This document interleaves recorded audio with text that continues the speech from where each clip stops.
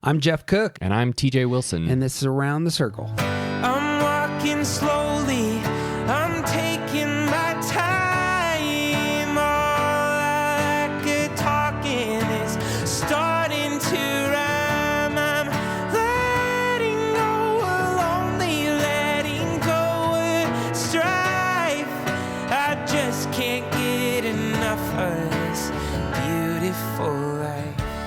The Enneagram is a map of the human personality. It's a tool for navigating relationships. It creates language for what motivates us, and it helps us look at the way we look at everything else. Most importantly, the Enneagram's a mirror because sometimes you need help seeing yourself. My name is Jeff Cook. I'm a philosopher in Greeley, Colorado. With me is TJ Wilson, businessman, lover of theology, and Enneagram ninja. Hello. My man. Hey. Today is another day for new topics. Hooray. We've been talking stance the last couple times. Time to get emotional. Okay. Time to talk about our emotions. Sure. I'm a movie crier. Let's do it. I've gotten really into talking about underlying feelings recently. We've covered this quite a bit in the past. Anger, shame, and fear are primary in the human experience. We end up talking about these all the time. Had some fresh angles on this, which have been real helpful. And off mic, TJ and I spent an hour just like discussing this, and I don't know why we weren't recording just yet, but Well, you may not have been recording. was it good stuff? I've got the backup. Sneak that in.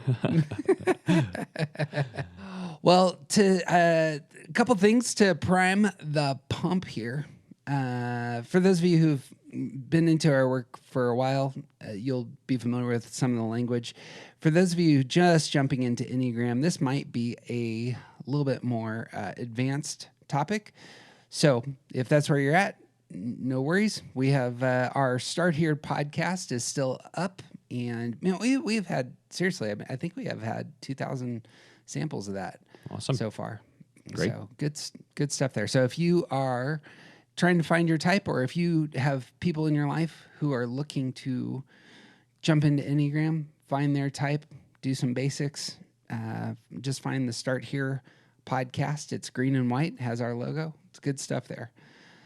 I'd love to do some setup here because we're going to be talking about anger, fear, and shame.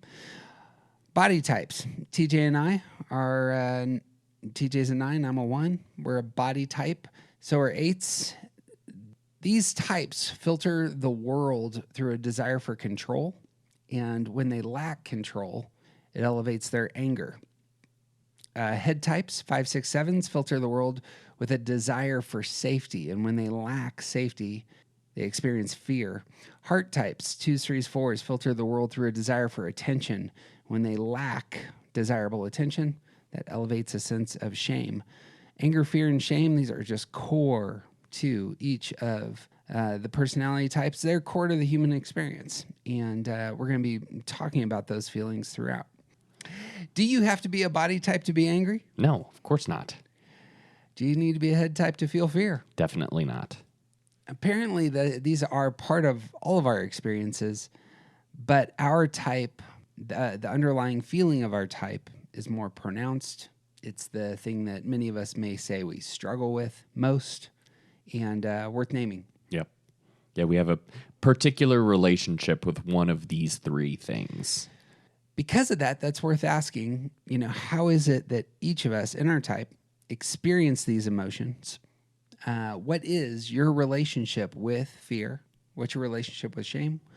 What's your relationship with anger? This will actually be different across the types, and this is really worth talking about. And I think part of how, we're going to get into all of this, but this is a series on stance.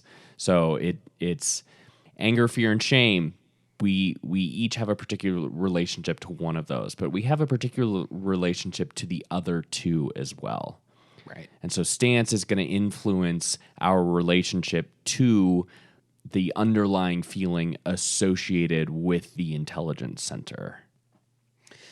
One of the reasons that this is on my radar is that I don't feel like I experience a whole lot of fear. Sure. And from some of the other types, you've mentioned this, you don't experience a lot of shame. Right. I have a bunch of 8 friends. They likewise want to say that shame just doesn't pop up in their experience. And just giving some language to that, real helpful.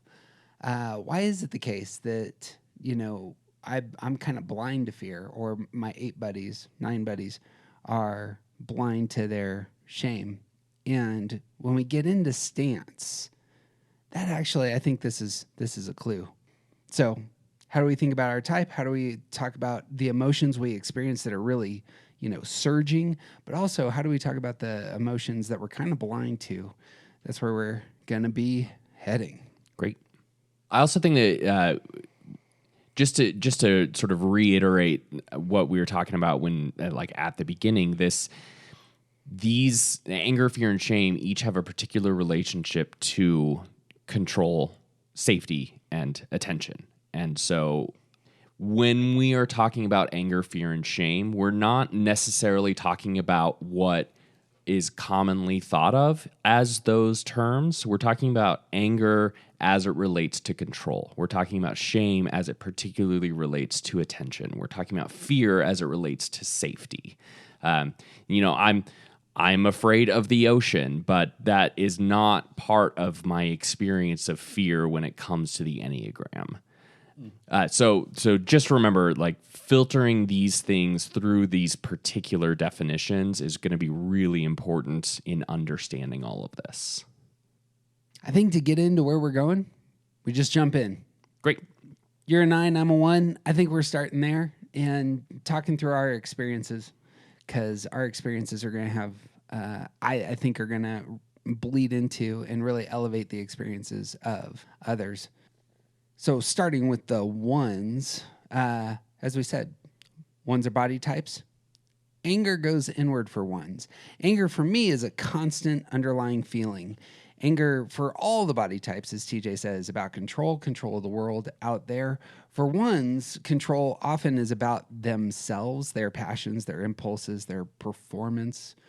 When 1s fail, they can become angry, and that is about execution. It's about feeling like they can't control themselves and how they relate to the world.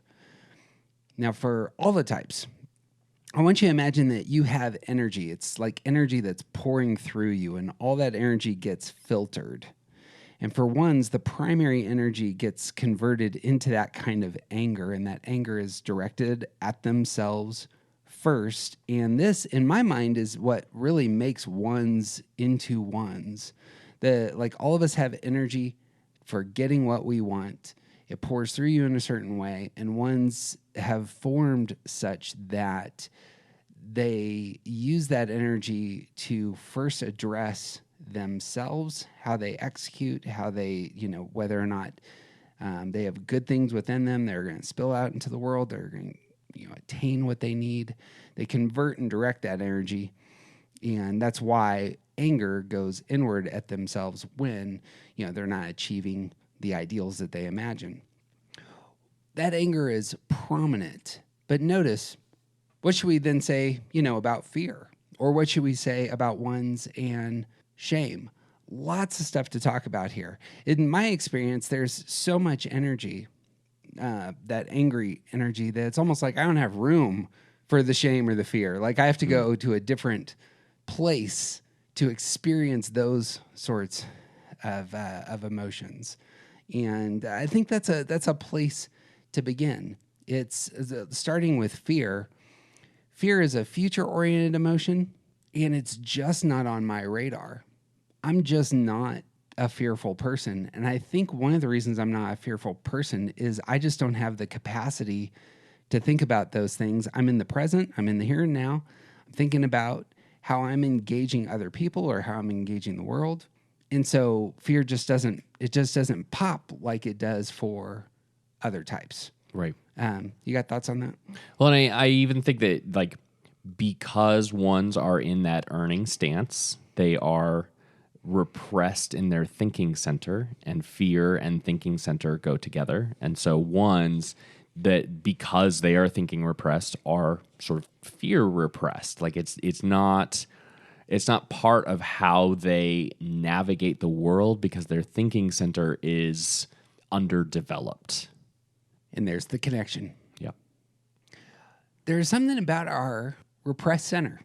1s, 2s, 6s are all thinking repressed. 1s, 2s, and 6s are all going to have an interesting relationship to fear. But for me, that's it. My relationship is, because I'm thinking repressed, I just don't have the underlying feeling associated with thinking types. Right. Apparently, my thinking repression, my lack of fear, they seem to go together. And lo and behold, as we begin to go around the circle, I think you're going to see that over and over and over again. Yep. One's being present focused or constantly responding to the anger that they are directing at themselves, and they don't have time to think about the future in that way. Yep. Now, does that mean I never experience fear? No. But what actually happens in my experience is that it's almost like something breaks or something hits me out of nowhere. Like I'm often blindsided by fear. I wasn't expecting it, and then suddenly it's there, and it's an emotion I'm not used to. It's an emotion I'm not used to wrestling through, and so I engage fear awkwardly when I'm actually put into places of anxiety, and it takes me quite a while to get my head around things that are, ought to be seen as terrifying. Mm-hmm. I don't know if there's any other thoughts there about 1s and fear, but that is going to be a pattern that we're going to see through the other types, and it'll be interesting to come back to. Right. The other emotion is one I am familiar with, and it's shame. And there's a reason that I'm familiar with shame, and it's because shame is the underlying feeling of my stress number. When I go into 4 space, as a 1, when I go into 4 space, it's often the case that I'm going there because something has broken relationally, or I am becoming introspective about things that I haven't done correctly. And so I'm looking inside at my emotions and using 4 tools to navigate. But with those 4 tools comes the shame associated with, the filter there at 4. Mm-hmm. And so I don't normally feel like I'm not filtering the world through shame. Shame isn't an ever-present emotion as it is in some people's lives. But when I go into stress, shame is there to give me a high five and say, welcome back. Well, and the unhealthy, healthy dynamic is also at play here as well, because if you go into stress and grab onto the tools that are available to you in a good and healthy way, then shame is present, but it's not in control. Yep. And when you fall into stress in really unhealthy ways, shame sort of takes the driver's seat for a few minutes. This may be one of the clues, in fact, to what it looks like to go into your stress number in a healthy way or go into it in an unhealthy way, a destructive way. If you're really experiencing the underlying feeling of your stress number, it might be a clue that you're going more to the low side, yeah? Right. Because, all 3 of these feelings, the way they sort of assert themselves in our lives, they aren't there to help us necessarily, especially when we're unaware of them. So going to our stress number in unhealthy ways means that feeling is going to become dominant, and it's not there to help us. It's there to make us feel bad. Yeah. I'm on the fence on that one. I think I have an intuition that sometimes shame, fear, and anger can be corrective, but if they're given power, they'll kill you. Right. It's one of those things like you gotta be incredibly cautious if you're giving them a huge voice in your heart and life. Well, I think it comes down to who's actually driving the bus. Yeah. If you're driving the bus, then shame, fear, and anger can be very valuable.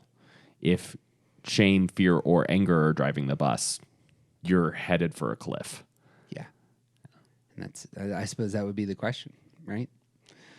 So for 1s, you can see that I have those 3 experiences of those 3 emotions. I'm generally wrestling with and thinking about the world, filtering the world through that prism of I would like control, and anger is just kind of always there.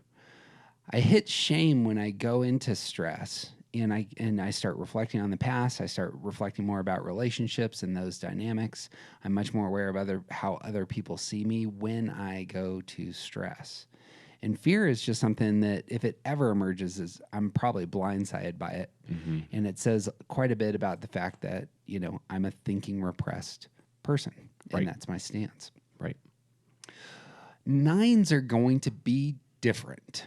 And Yeah, in we fact, are. 3, 6s and 9s, the shock points, are all going to be very different in their relationship to the 3 emotions. You want to talk about your experience of anger? Yeah, so 9s are dominant in the anger space, but also repressed. We are withdrawn types in our stance, which means that we don't have a good relationship to our anger. We are actively working to avoid it, to ignore it, to let it not affect us.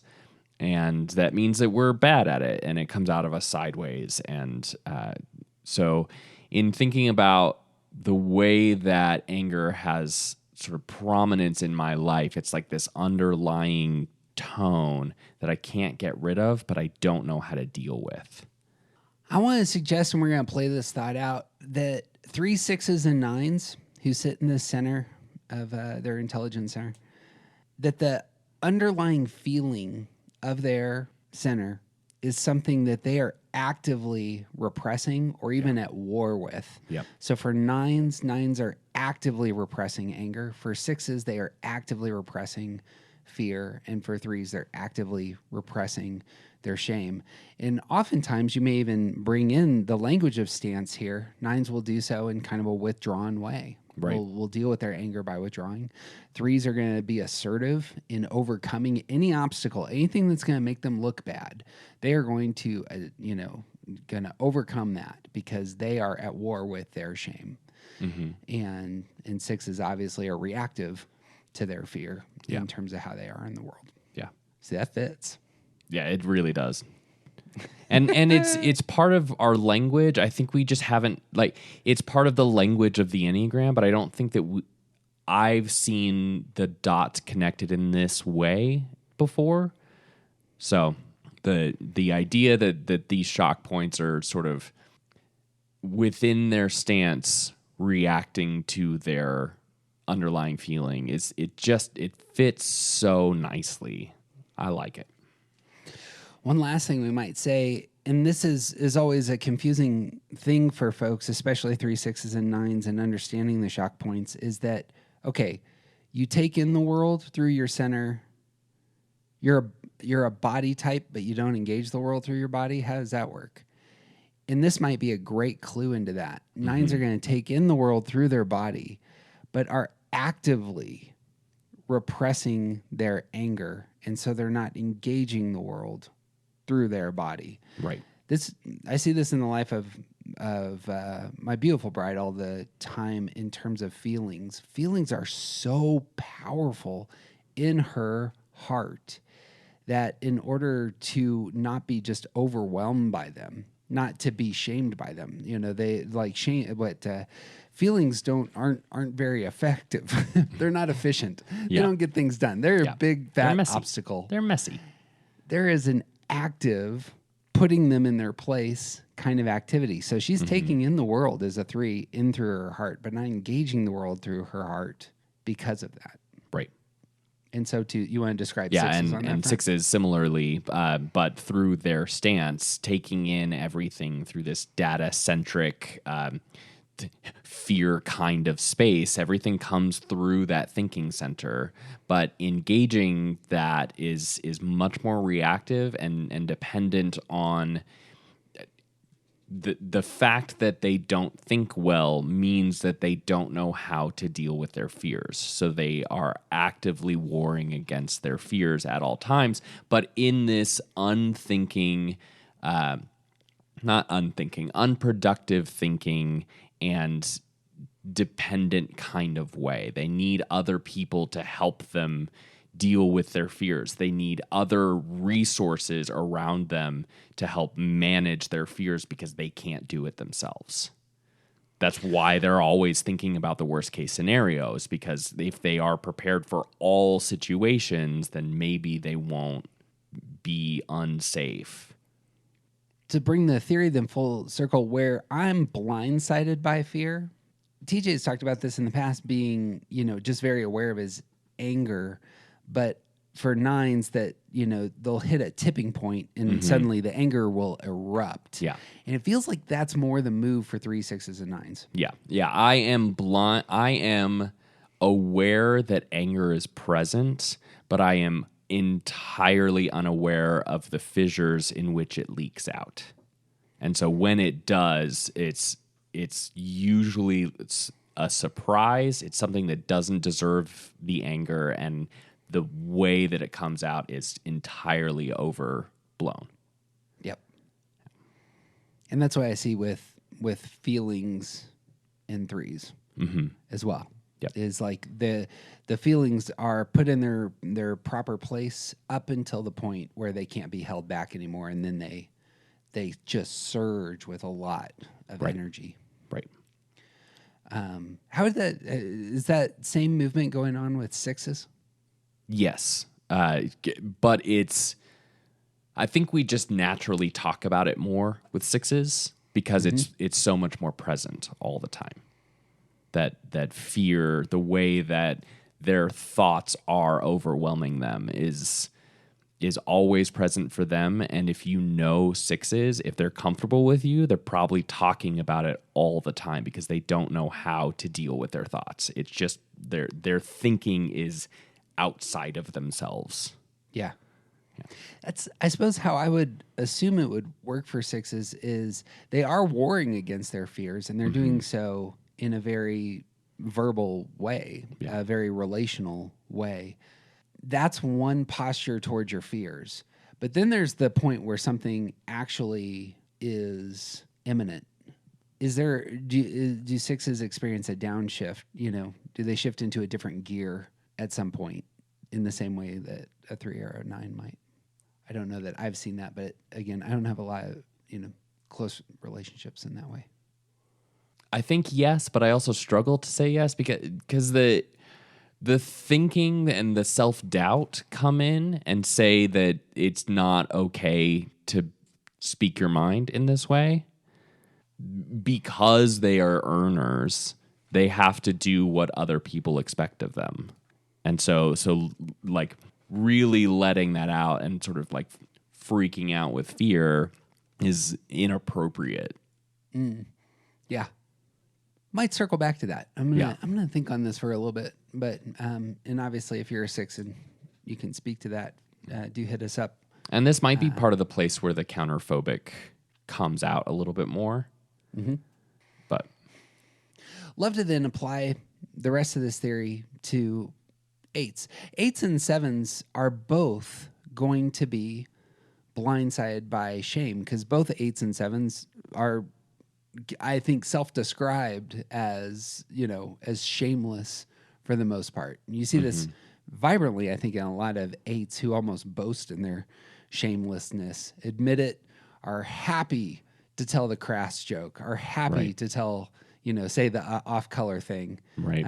They bring up the elephant in the room just for fun because there's an elephant here and this is going to be enjoyable. Right.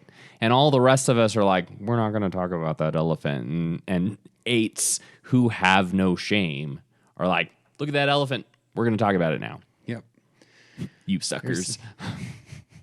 There's something about 8s and 7s at times where it's like, how high can I turn the knob on the cringe factor for everyone else? Yeah. This is case in point. 8s are very aware of their anger, that their anger is going outward. They want control. They're seeking control. One of the ways that 8s can actually get into control is right here. They can dominate conversations, make people feel uncomfortable by bringing up things that nobody else will. And notice that is a way of locking down their environment, right? And being able to move the conversation where they wish. and not feel like they're, in a vulnerable position because Right. they can assert. Almost like shame is a sort of deflector shield. Like Yep. they're using shame to keep other people in check, but they aren't feeling it themselves. Some of us have seen this, and it happens with more mature eights, where more mature eights are able to see their effect on others, especially when they really screw up, when they really mess up a relationship and they understand it, that the types of apologies that eights will offer are really different than most of the other types. Right. They're very aggressive. They often are calling down, pain on themselves for how badly they have mismanaged, something. That seems to me to be the face of shame in the life of an eight. Well, and I would even say that there's an element of sort of recognizing but not giving any power to the shame. Yeah. I see what you're saying there. The sort of aggressiveness still plays a role there because they mature eights are going to recognize the places where they have messed up, where they have done, like you said, done things that hurt other people, and where for a lot of the rest of us, where shame would come in and say you're a bad person, shame in the life of an eight is more likely to say you did a bad thing. Yeah. I like this image of eights knowing that shame has real power. Yeah. And so you can't necessarily let it in. And I think you're right on the doing a bad thing here. The thing that was going through my mind as you were speaking was, I think some particularly religious eights or of a certain persuasion where it's just very aggressive in their repentant attitude, they may actually push hard, almost like a lustfulness, into the repentant posture. Sure. And give shame power in that way. Sure. I suppose I've seen that person. But again, asleep to shame for the most part. Right. It's not on the radar. Right. One thing worth noting here is, again, the underlying feeling of the security number for an eight is shame. So eights go to 2 in security, and shame is the underlying feeling of 2s. Right. Here's the thing. It's really tricky to go perhaps to the low side or feel the underlying feeling when you're secure. It's almost like those are opposites. It's kind of oil and water kind of situation. It's the same with 1s going to 7. 7s are the thinking triad. 7s are a fear type. 1s going to security are in 7, but they're not necessarily feeling fear when they're secure. And that there might be a clue there into why this is a blind spot again. Right. Similar with we didn't talk about the arrows at all with 9s, but there's not necessarily shame in security for 9s who move to 3, and there's fear does play a much stronger role in stress when they move to 6. That's correct. There's only 2 types, in fact, where this is not the case, and one of them is 7s. Yep. We'll bring up 7s now. Or wait, no, I need to talk about 8s and fear. Because 8s actually do feel fear. Right. Yeah. And 8s feel fear when they go to stress. Right. In moving to 5 space, 8s are the fear of 8s. They're engaging their head in 5 space, and the accompanying fear of that, especially if you're going low into 5 space, is going to emerge for 8s. Yeah. Yeah. Yeah, there's that stress move, like the loss of control is a fearful experience for 8s. 8s who are typically in total control because they take the reins of their life, and when they experience that kind of loss of control, that stress move is a fearful place for 8s. There's it's just that simple. On the 7 front, it's kind of the opposite here. 7s are a fear type. Also can come across as shameless. The 7, like 1s, actually, they have an underlying feeling, fear. It's going inward. So just as anger goes inward for 1s, fear for 7 goes inward. And that's why 7s can be so active. They're actually trying to outrun what they fear within with new and exciting things that may replace or overcome or overwhelm that kind of inner posture of fear. You want to talk about 7s and the lack of shame that you might see in 7s? Yeah, I think that there's like 7s are like always want to be on the sunny side of the street, and shame lives on the other side, you know? And so like if they're sort of ignoring the bad half of all emotions, like that's where shame is. So they're trying to outrun it as well as and I think that I see shame, the way that it plays a role in 7's life is they want to reframe it. So all of the 7s that I know have hilarious, awesome, incredible stories about something terrible that happened to them. The worst audition at UNC, at the University of Northern Colorado for the musical theater program ever, was my best friend, and he loves telling the story. It's such an incredible story of a terrible, terrible audition, and he loves telling the story because it's so funny. It's so entertaining, and he just took this shame and made it entertaining for the rest of us. Like he just reframed what happened. TJ and I have a friend who has that story. It's an epic story of him crapping his pants in a car on his way home, trying to clean off with bleach wipes at some point prior to getting back to his house, having cops pull up, having the situation where he found himself finally like naked and then pulling up to his house, and the folks who rented the apartments above his, which was a basement apartment, were having a party, and he had to walk into the basement. Yeah. And by the way, this was all on a date. It is affectionately known as the catastrophe in our circle. Yeah. So like 7s take their shame and they turn it into something positive. That's it. And so like their experience of shame is just it's a different kind of experience as the rest of us. Epic story. Yeah. 1 7 that I was speaking to this week said, shame says you are bad. Why would I embrace those kinds of feelings? Yep. Excellent call. And notice too that like all of this, we teased it a few minutes ago, but 7s and 2s, they don't have access to one of the centers.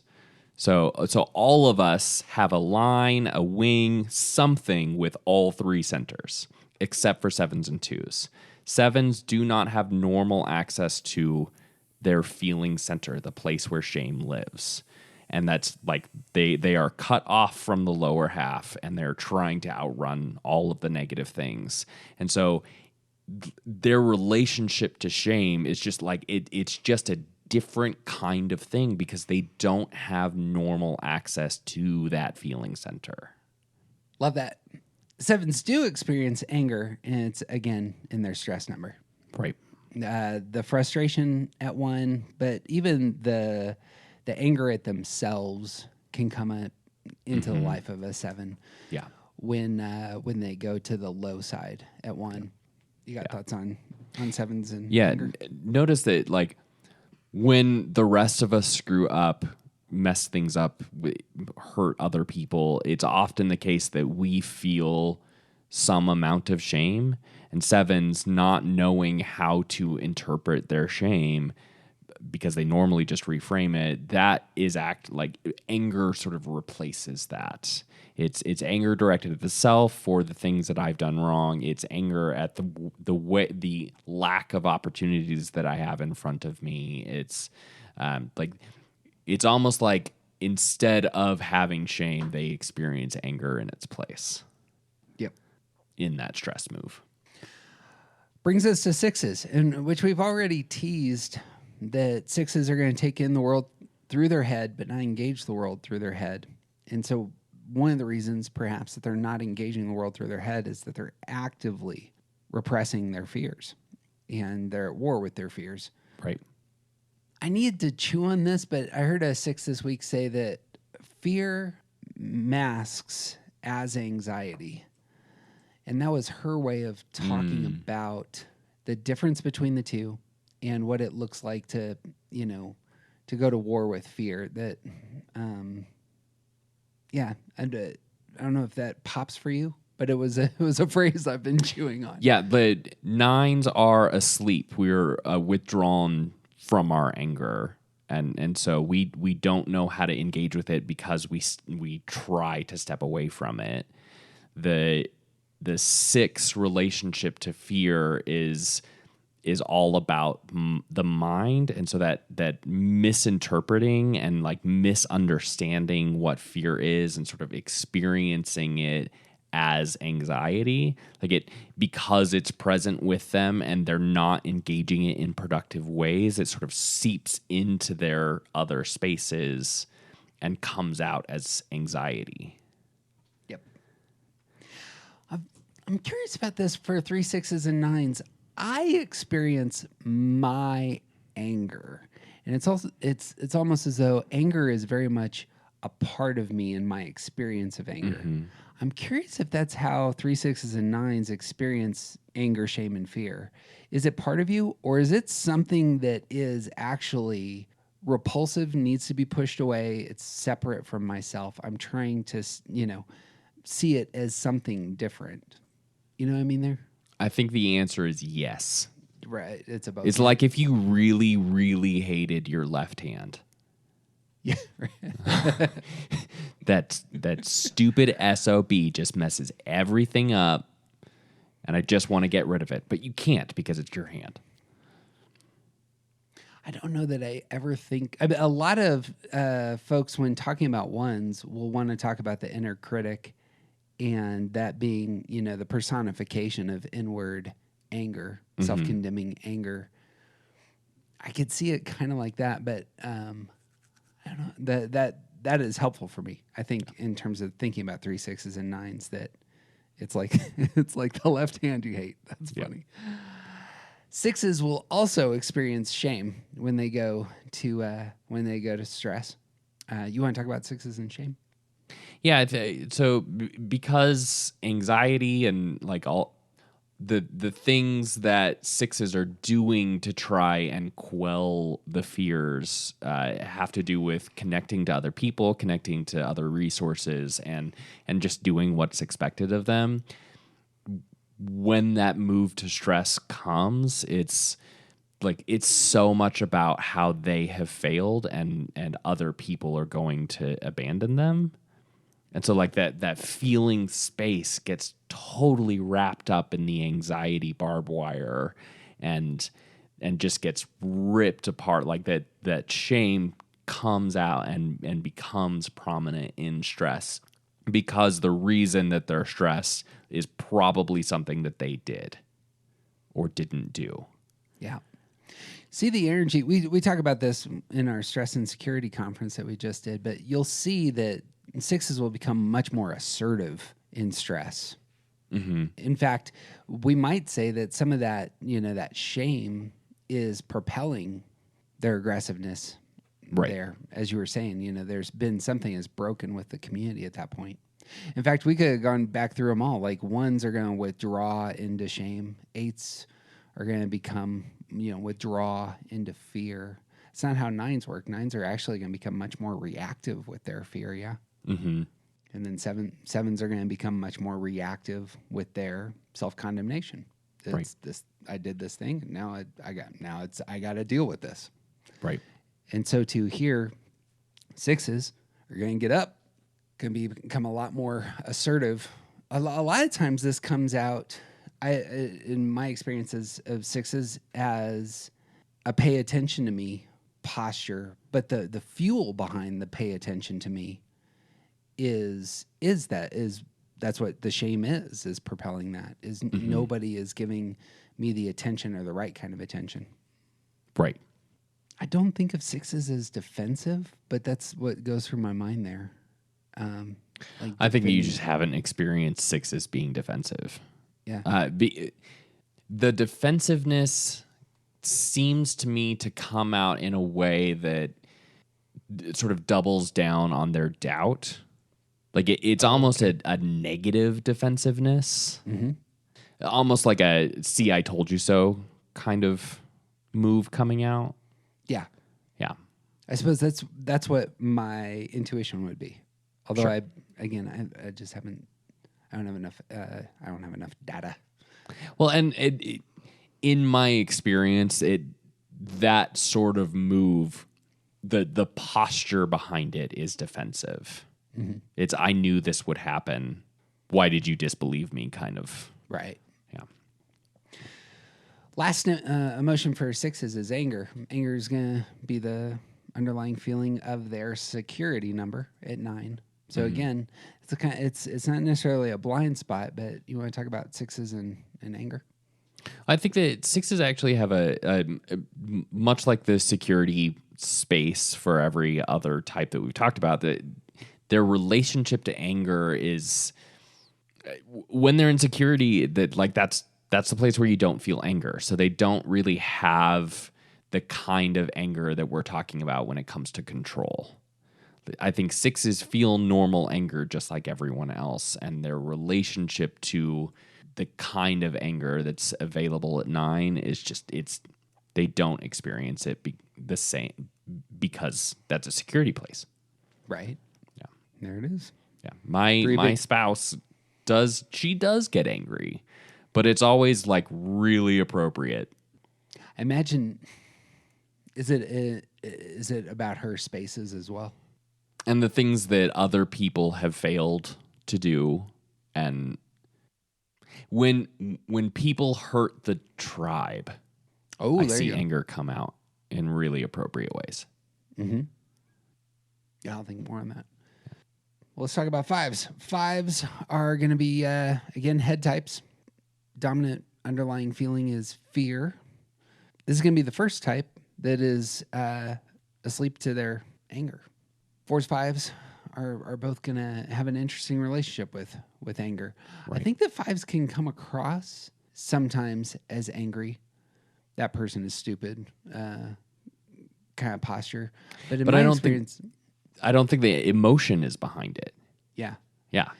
It takes a real push to get a 5 legitimately angry, and throwing punches. Right. And even like when we're talking about the anger of control, of loss of control, the 5s aren't giving people enough things to take control of to experience that kind of anger. I could see 5s getting angry when others question them, when people doubt perhaps their knowledge or insight, or they might become more defensive of the things that they know. But even there, I think that's less about the things that they know. I think that's less about anger for the sake of like defense, and more about like anger at the fact that you're wrong and arguing with me. Yeah. Oh, is there protectiveness of their energy perhaps at that level? Yeah, and also like an intolerance for people not willing to accept the truth. It's not that I'm upset, it's that you're wrong. Yeah. I'd be curious, like other people accepting the truth for a 5. If other people accept truths about the world, it creates security for the 5, yeah? Mm-hmm. Could it be the case, I heard a 5 this week say that they feel fearful, but it might materialize as anger. And as we're talking, that's kind of what's rolling through my head. Sure. But there again, like we're still talking about them being sort of asleep to their anger. So their fear is translated into some type of outward expression. But I don't think it's that they feel anger. I think that's right. Yeah. but that would go alongside when we look at 7s and 8s in shame. Right. We'll look at 1s. We'll look at 2s in a second in terms of fear. It's the same sort of story. It's they're going to get blindsided by it. Right. I have seen my youngest child erupt. Sure. But also, teenagers. Yeah. They often erupt and then kind of become conscious of it and pivot pretty quick. Sure. Real similar to our description of 8s and dealing with their own shame. That's essentially what I see with 5s and their anger. Right. Thing about 5s is when 5s go into their stress number, they're going to 7, and 7 is also a fear type. Right. So both 4s and 5s are gonna go into numbers that share the same underlying feeling as their center. So 5s are a fear type. They go to 7. That's a fear type. You want to talk about doubling down on fears? Well, I think that there's the doubling down, but there's also like the possibility that they'll be out of phase and cancel each other out. Like this is part of like when 5s move into stress, they can often become an entertainer. Like they're trying to sort of escape the stress. And part of how they might do that is by reaching for fun things and trying to become trying to ease the tension in the room or whatever. So like there is the part where like the fear does double down and sort of starts to turn inward and like you get all of that, but you also can get a canceling out of the fear. Mm-hmm. Yeah. I have no idea where to go at this point to talking about 5s and shame. In rolling in the back of my head is kind of a critique of 5s that they're not emotionally engaging. Mm-hmm. And there's almost an appeal to their sense of shame there, but I don't know. Yeah, I have no idea where to go here. Yeah, I think that 5s don't experience shame as an emotion. I think they experience it from an observational space. So I talked about this with 1s earlier, that all of us have energy that's just primal. Mm-hmm. And that energy flows into us and it's navigated, it's directed, given our type, into getting the things that we want. And so all of us, given our type, we get things that we want, through our type. As a 1, anger is robust. The other 2 emotions are there in different ways. For 5s, it seems like just that the funnel for fear is so much larger. Right. And that shame and anger are just really, really, low on the radar. Right. Well, and even thinking about like the security move to 8, anger doesn't necessarily play that much of a role there. They're just stepping into the space where their energy becomes big and they take charge of the room. And anger, what role it does play is as a tool to navigate this. Mm-hmm. It's not necessarily that they're feeling anger and insecurity, which is true for everyone else as well. I mean, that could be a place where I can see the 5 who suddenly thinks you're an idiot, because they're so secure in their knowledge that then they, in 8 space, the anger might materialize a little bit. But that's a tricky spot. What's interesting to me as I'm talking about it is I don't know this about 5s, that it's just, it's 98% fear. But when we talk about 4s, I do know that it's 98% shame. Right. Because 5s hold everything back and 4s put everything out there. And that's it. Yeah. Moving to 4s, they're going to experience that same thing. Shame is their underlying feeling, but in stress, they go to 2, and 2 is also a shame number. Mm-hmm. And so they're going to have a very similar experience of a little bit of anger, perhaps a little bit of fear. We're going to have to talk about those, but really the underlying feeling, 4s are going to live in that space. So, right. Well, let's talk about 4s and anger then. Yeah. You got thoughts on this? Would be the blind spot Yep. for fours. How are fours going to experience anger? As shame. Shame, right? Yeah. I think that when fours experience anger, like the type of anger associated with this kind of control, they don't really know what to do with it because it's like we've been saying, it's like they're sort of repressed in that fear space, and anger is a propellant. Anger causes movement. Like that's one of the things that happens with anger is you do something about it. And if you aren't going to do something about it, then you just sort of like sit in the feeling. And I think that will often push fours into sort of doubling down on that withdrawal, like that because they feel shame about the anger and not knowing how to process the anger, and also the fact that they aren't doing anything with it. And I also think that when it comes out, they may not be aware of how clear it is to the rest of us that anger is present, because they're just giving into the heat of the moment. They're just being true to themselves. And Sure.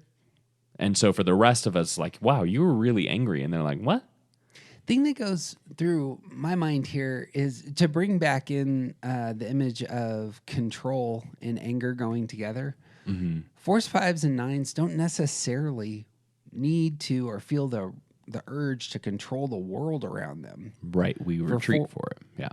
For fours, it's very much the romantic visions can be, and often are, I imagine, much more robust and tangible than the actual world, or perhaps the world of the past is much more tangible than what's presently in front of me. Sure. And living in those spaces, processing those spaces, engaging those spaces especially in one's heart, not just in one's thinking, is where the four is living. There isn't the impulse to maneuver the things out there. There is the impulse and the deep desire for other people to see me in my emotional life. Yeah. Right. This is said often, but if you have not yet gotten a chance to join us, we meet once a month on Zoom. About 20, 25 of us will assemble at times. One of the fours speaking on this topic just said something brilliant, and I just wanted to, I butchered the quote on my paper, but it worked for me in the moment. I was like, this is so great. She said about her own anger, this four, I use the language of anger to relate to other people. It neutralizes shame so that I can communicate. Anger is something that other people understand, so I use it to communicate so that they can see me better. That is a scribbled down. I didn't quite get the quote right. It was much more poetic than that, but the idea really fascinated me in terms of understanding what anger is and that other people understand that. And if I were to articulate my shame to you, it would just overwhelm. It would be too much. So I'm going to use the language of anger to engage where you're coming from so that you can see where I'm coming from. Sure. Yeah, I like that a lot. That was helpful for me. Yeah. I also think it speaks to the, I think that person it sounds like they've done a lot of work, and this is drawing on the tool available to them in their security place, which is one of the places where they get anger. Yeah. And so like that movement to one gives you this tool to be able to improve the way that you interact with other people. Oh, okay. So you're saying that when a four is in relationships where they are feeling seen, that may actually give them access to a different kind of vocabulary in one space. Yeah. They're feeling secure. Mm-hmm. And just the fact of the self-awareness of this person, at least the telephone version of the quote that you've given, is it communicates that this person understands what anger is useful for and uses it to better communicate. Yeah. And that seems like a really healthy perspective on anger I agree. from a 4. I agree. One of the other 4s on our fantastic Zoom calls, which you can find at aroundthecircle.org under events, she brought up the language of being allergic. And this works for all the types, I think, in terms of these blind spots. That 1s, 2s, and 6s are all allergic to fear. It comes out in different ways, where the 6s are reacting to it, processing it, trying to get the community around them to help confront it. It's not how the 1 is allergic to fear. For me, fear is one of those things, it's probably toxic if it's even there at all for me, and I probably just need to kick it out. Why would I want to be consumed with fear? That's debilitating. Sure. For 2s, I imagine fear is something, well, 1, they're not necessarily going to be aware of their own needs, but if fear is a present experience, I imagine they have the ability to help others with their fear, and there's going to be a positive spin against the thing that other people are fearful, of. Yeah. For 7s, 8s, and 3s, allergic to shame, it works the same way. For 4s, 5s, and 9s, I think I don't know that this gets articulated all that often, but I think 4s, 5s, and 9s, they're not impressed with other people's anger. It's not necessarily a motivator. Yeah. It's certainly the case, especially in relationships. I've seen a lot of relationships that are 4-8 parent-child relationships, where the 4, let's say the 4 is the child, the anger that the 8 parent is throwing their way, like they just have kind of a shield for that, or it just doesn't work. Yeah. And so too, the 8 parent is allergic to the shame, that kind of energy coming from the child. Yeah. Anyway, I thought get that. Language of allergic. Oh, that was helpful. Last word on, I suppose we haven't talked about 4s and fear, but again, that's kind of it's a strange little spot on in theory. You got thoughts on 4s and fear? Well, because I think that so much of, and we could probably retroactively apply this same principle to 5s as well, but so much of fear is a mental process, and 4s are using their mental processes to think about their feelings. So the way that they experience fear is perhaps sort of wrapped into their feelings about other people and how other people feel about them. And sure. And so it's not necessarily like fear about the future and things that might happen. It sort of like undergirds their sense of shame in a way. Like it's just not something that they really lean into. Their fears are more about relationships than anything else. Yep. It's the opposite side of the coin to your 5 explanation, which I thought was solid, where the 5 is going to be thinking about their own emotional life, but it's there's a detachment there. Right. The 4 is going to be feeling the things that they're thinking about. Right. And there may be access to fear in that space. Right. But it's in this weird sort of like detached kind of way. Their fear is about their shame, whereas for 5s, their shame is about their fear. Yep. Which means they don't tell anyone about it. It's good. Yeah. 3s. 3s are the third of the shameless triad. The thing about shame, doesn't serve a purpose. It's not efficient in getting things done. Right? Why would you want to give that any power? Seriously. It's just messy. 3s, who have a fantastic radar for what the world wants, I think are highly motivated by their shame in the same way that 9s are motivated by 9s are going to confront, war against their anger. 3s are going to war against their shame, and they're going to do so by winning, and do so by thinking about next Tuesday and how they're going to get there first, and they're going to shine and look amazing and shame's just ain't gonna have no toehold. Right. Right. Yeah, the 9s are unengaged with their anger and don't really want to do anything with it, so they withdraw from it and ignore it.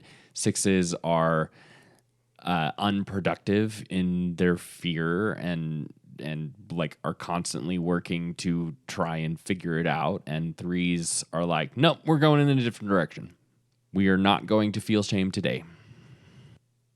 That seems really clean to me. Yeah. 3s going into the low side of 9 are going to experience anger. I think especially when they aren't getting the rest they desire. They've been on stage, they've done the job, they've taken a step back.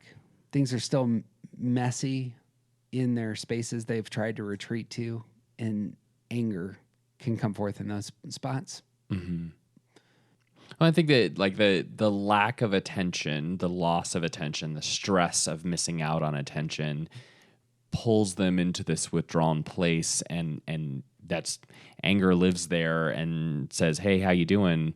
Let's talk about all of the people that wronged you to push you here. Mm-hmm. And all of the ways that not only other people have wronged you, but also the ways that you've failed, but also you can't admit that you failed, so let's double down on the other people that have messed this up.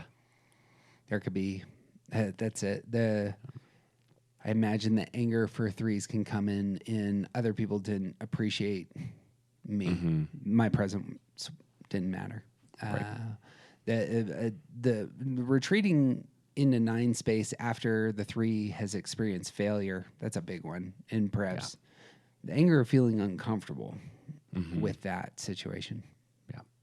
And I think the power of 3s actively choosing resignation cannot be understated. When they give up on something, it's usually from an anger space. Going the opposite way, going to security for 3s. You got a word on 3s and fear?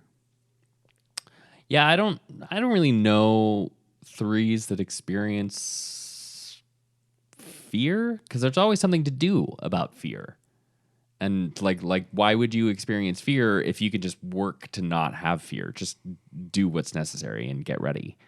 And so like being in that, because that fear exists in their security place, I don't think that it plays the same kind of role. In the same way that like I don't do shame really, and 6s don't really do anger in the same way, you know? The only place that I can think of fear really emerging is something like this. 3s are so good at achieving all the things. Mm-hmm. There are some spheres that are really important to you that you can't control. Sure. And so they're like, my wife suffered with long COVID here for the last year, and her inability to make her body better after doing everything, like cutting out there's no salt, there's no alcohol, there's, your only vegetables, you're eating all your vitamins, you're taking these 12 pills the doctor gave you, you're doing the right exercise, and it's still the case. This is not getting better. It's not getting better. And I have done every possible thing I could think of, right? It's again, kind of you're blindsided by the fact that you hit that spot and then the fear pops suddenly. Sure. And I wonder if fear isn't really about shame in that space. And it could be, yeah. Because something is wrong with me that I couldn't achieve this. Yeah. I suppose to spin it this way, the fear comes in that space where the 3 thinks maybe it's always going to be like this. Sure. I'm never gonna get better. Yeah. That's where I've seen it. And maybe this is it. It's 3s hitting spaces where there's nothing you can possibly do to change the circumstances. And then you begin to future problem solve Sure. And what you're coming up is with just zeros. You know, you're coming up with strikes. You're coming up, that might be like an entry point. Yeah. But again, it's their blind spot. Right. 2s, last number here. 2s are heart types with their underlying feeling being shame. 2s are going to be blind also to fear. You want to talk about as thinking repressed type? What goes through your mind with 2s and fear? Yeah, much like 7s who don't have access to the feeling center and don't have any kind of normal relationship to their shame, I think that 2s in the earning sort of posture, when their relationship to fear is broken in a similar way, but because they're earners, they say, no, let me take care of this so that, like, I'm not going to deal with my fear. I'm going to take care of your fears. Yep. Yeah. Got some positive spin there. Yeah. 2s do have a relationship to anger, and those of us who are close to 2s have seen this come out, especially at the low side of stress. Right. They're gonna go into 8 space. We've talked about 2s having kind of a mama bear surge of aggression that can come in stress. Mm-hmm. And yeah, I think it becomes like a wildfire in unhealthy stress, and I think it becomes a carefully controlled.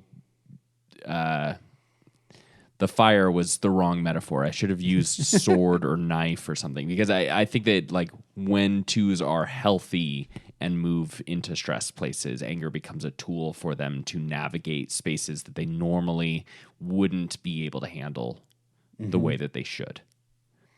Yeah. I suppose in my mind, this might be one of those places where you can see the positive of the underlying feelings at some points.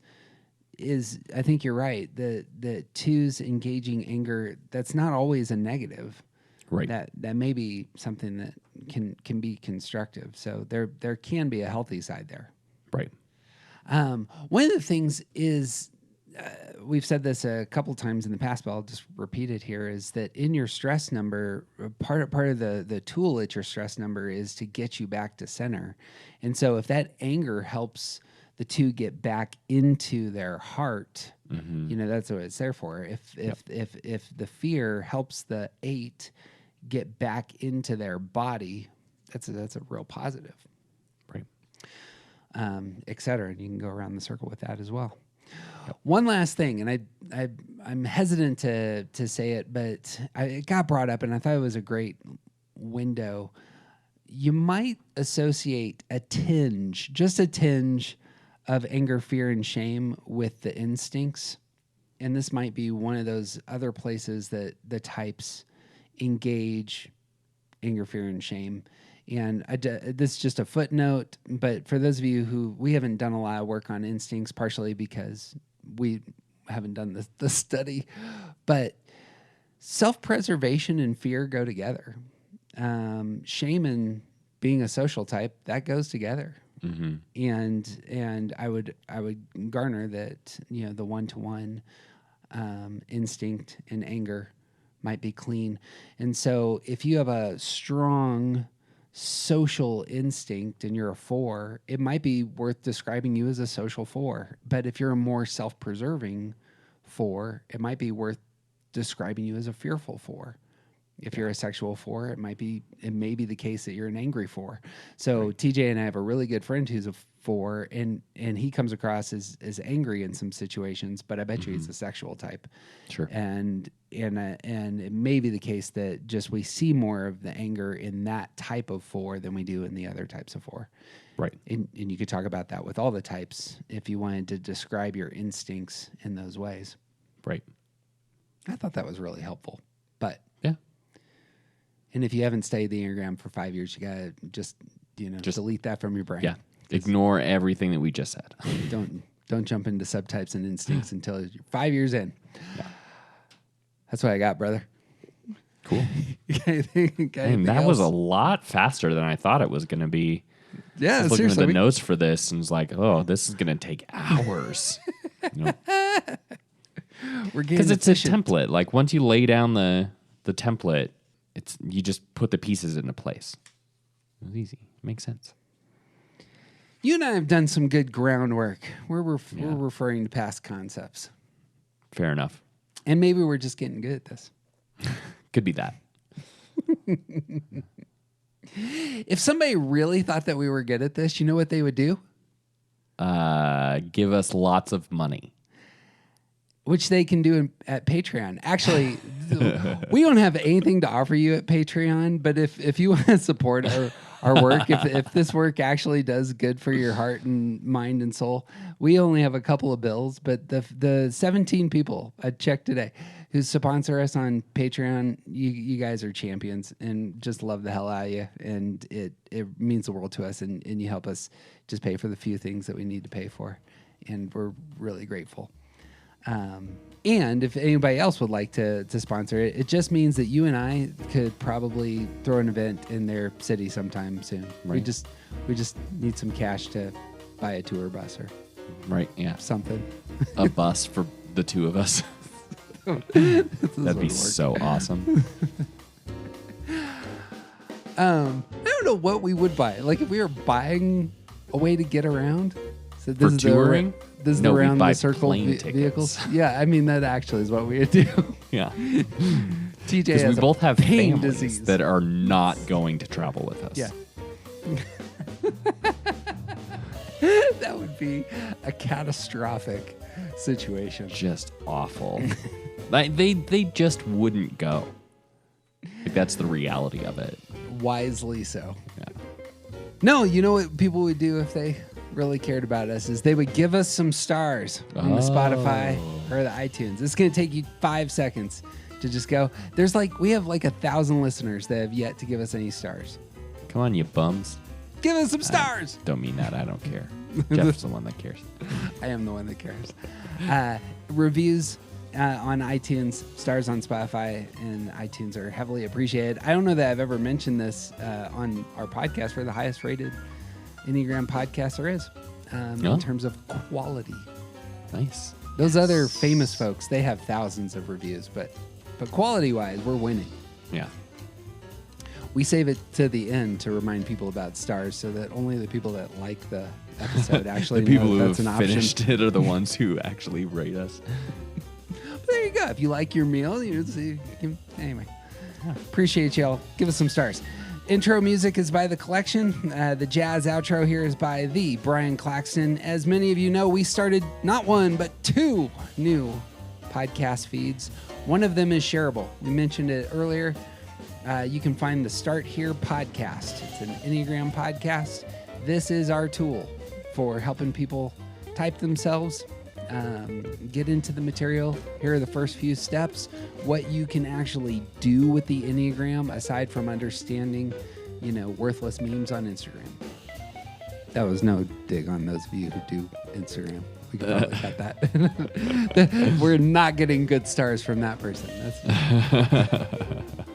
The second podcast is the movie typing podcast. I'm going through these this month. We're releasing 2 or 3 a week, just re-edited, remastered, actually filling in Cleaned some of up a little the bit. movie clips that we didn't get to. I have terrible news for TJ on this front. But for a hot minute there, I thought that Thor was actually a 7. And I went back to that podcast. My argument's ironclad. Yeah, so when you were watching the movies, you started to become convinced that Thor was a 7. And then when you re-listened to your own argument, that's how convincing I was. Decided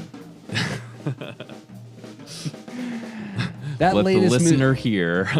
That latest movie is just written by different writers with different agendas. Don't know who that character is. So they look like Thor, but they're actually a different person. Interesting. That's a take.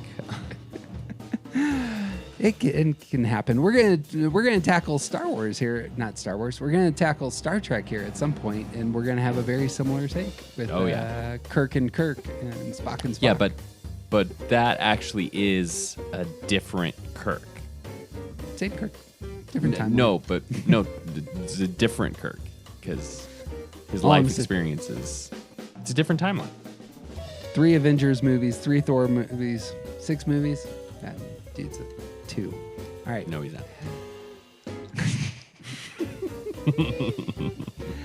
Hey, that's what I got. You got anything else? I got nothing, man. He's CJ Wilson.